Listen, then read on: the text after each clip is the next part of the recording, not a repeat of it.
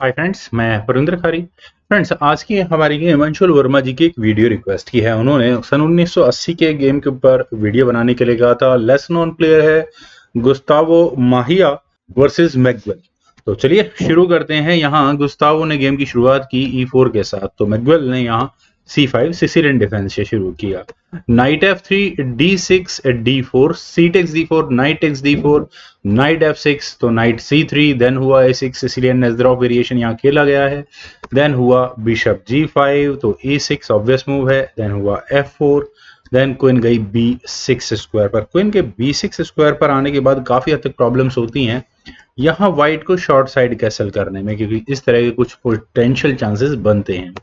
Well, queen B2 की option को पहले यहाँ पर व्हाइट ने चुना, और ऐसा करने के बाद क्वीन टेक्स B2। मैं अक्सर कहता हूँ ये पॉन पॉइजनस होता है। क्यों? क्योंकि यहाँ रुक के B1 स्क्वायर पर आने के बाद रुक की सीधी एंट्री ओपोनेंट के यहाँ 7th रैंक में पहुंच सकती है। खैर ऐसा हुआ नहीं, क्योंकि बिशप अभी सही स्क्वायर पर रखा हुआ है। क्वीन आई A3 स्क्वायर पर, देन हुआ E5, नाइट पर अटैक बना, तो D takes E5, knight takes E5, then knight attack goes to D7, ये नाइट वापस गया। देन हुआ बिशप E2, और अब क्या सही समय है कैसल करने के लिए toward short side? Might be, लेकिन उससे पहले यहाँ ब्लैक ने किया बिशप B4, और यहाँ इस नाइट को और ज्यादा प्रेशराइज किया। नहीं फर्क पड़ता, क्योंकि यहाँ व्हाइट का मूव आया रुक को B3 स्क्वायर पर ले जाकर पहले क्वीन पर अटैक बनाने का, तो क्वीन गई A5 स्क्वायर पर। और इसके बाद यहाँ दोनों साइड्स ने सही समय था कैसल करने का, वही इन्होंने यहाँ कर लिया है। आई थिंक व्हाइट के लिए यहाँ इस पॉइंट पर अपने इस नाइट की पिन को खत्म करना ज्यादा जरूरी था, तो इस क्वीन के लिए E3 स्क्वायर मस्ट था। That's what I think so. लेकिन यहाँ हुआ था बिशप F6। फ्रेंड्स, आखिर गुस्तावो ने क्या कैलकुलेशंस देखी यहाँ ये सब करने की? खैर, व्हाइट के पर्सपेक्टिव में अगर मैं बात करूं तो F फाइल ऑलरेडी ओपन है। क्वीन की एंट्री एटलीस्ट G5 स्क्वायर पर जाकर एक चेक के साथ होती है। तो अब क्या G टेक्स F6 अवेलेबल है? नो, क्योंकि यहाँ E टेक्स F6 होगा।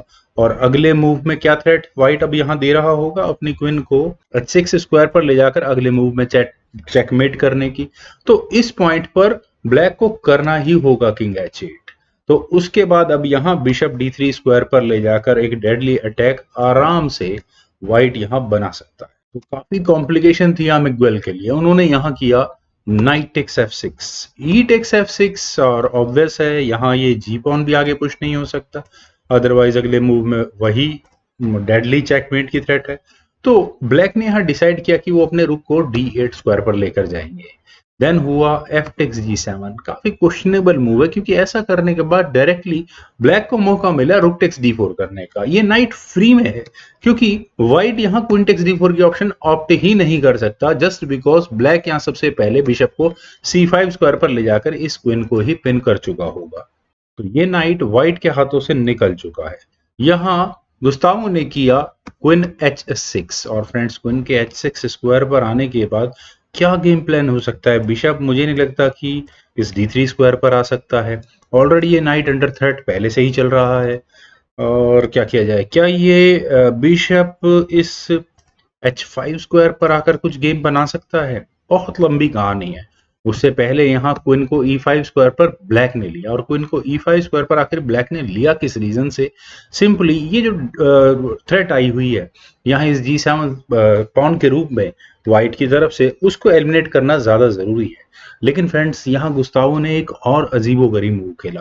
उन्होंने यहाँ अपने नाइट को E4 स्क्वायर पर प्लेस किया और अपना नाइट भी सेक्रीफाइस कर दिया है। क्या कैलकुलेशंस आखिर यहाँ दिमाग में चल रही है उनके?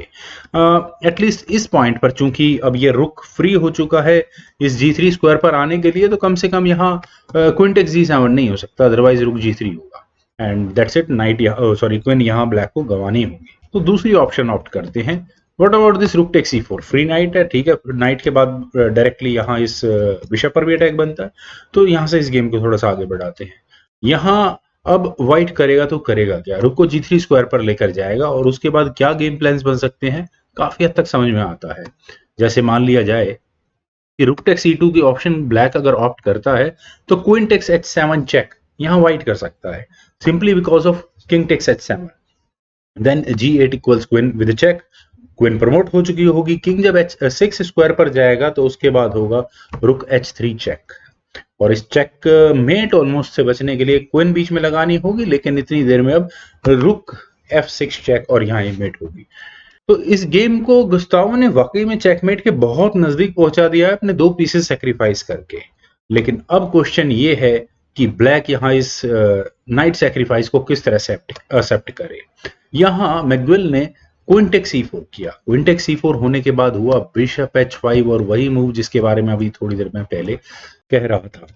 तो इसका डिफेंस यहाँ ब्लैक ने किया रुक को D7 स्क्वायर पर ले जाकर। देन हुआ रुक D3, और इस रुक को डिफ्लेक्ट करवाने की पूरी कोशिश है, और अगर एक बार ऐसा हुआ तो चेकमेट करने में कितनी देर लगने वाली है। बिशप C5 चेक एक टेम्परेरी मूव है किंग H1 स्क्वायर पर उस टेम्परेरी मूव की वजह से ब्लैक को मौका मिला अपने बिशप को D4 स्क्वायर पर ले जाकर इस रुक का डिफेंस करने का, यू कैन से दैट। लेकिन व्हाइट ने अब अपना वो डेडली मूव चला, यहां उन्होंने किया रुक G3, और रुक के G3 स्क्वायर पर आने के बाद वही सीक्वेंस बना जो मैं थोड़ी देर पहले डिस्कस कर रहा था। फर्क सिर्फ इतना है कि यहाँ इस पॉइंट पर व्हाइट कम से कम अपनी क्वीन सेक्रीफाइस नहीं कर सकता, क्योंकि यहाँ इस पॉन की डिफेंस पर ये E4 स्क्वायर पर रखी हुई क्वीन है ब्लैक की। लेकिन फिर भी बहुत क्रिटिकल कंडीशन है, यहाँ ब्लैक को अपने आप को डबली श्योर करना चाहिए था।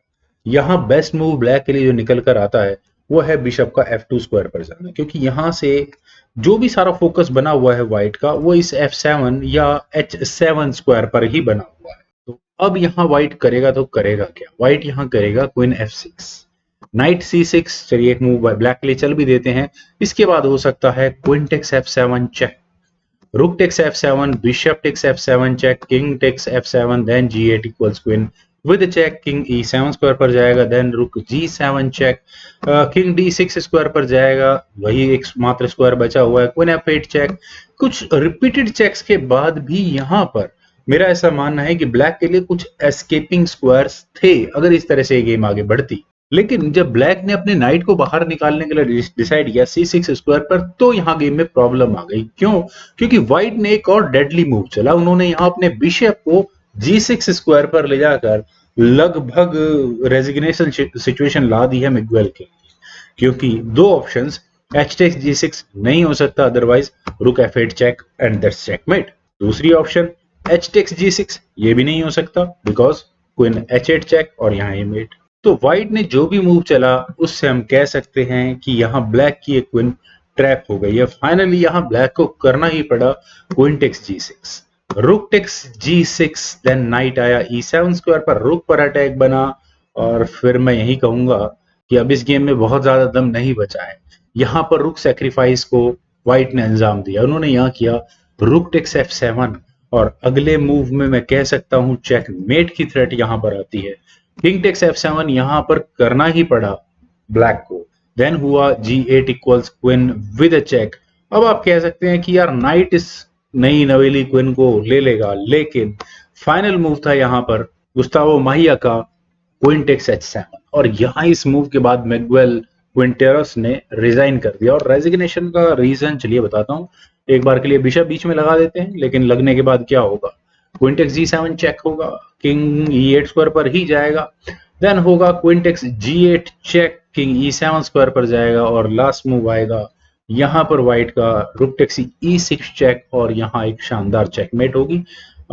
तो इसीलिए वो रुक सेक्रीफाइस बहुत अल्टीमेट था। फ्रेंड्स, मुझे पूरी उम्मीद है कि आपको अंशुल वर्मा जी की बताई हुई गेम जरूर पसंद आई होगी। तो आप लोग इस वीडियो को लाइक, शेयर और मेरे यूट्यूब चैनल चेस गुरु को प्लीज सब्सक्राइब जरूर करें। आपके कमेंट्स का मुझे बेहद इंतजार रहेगा। Thank you for watching and bye for now.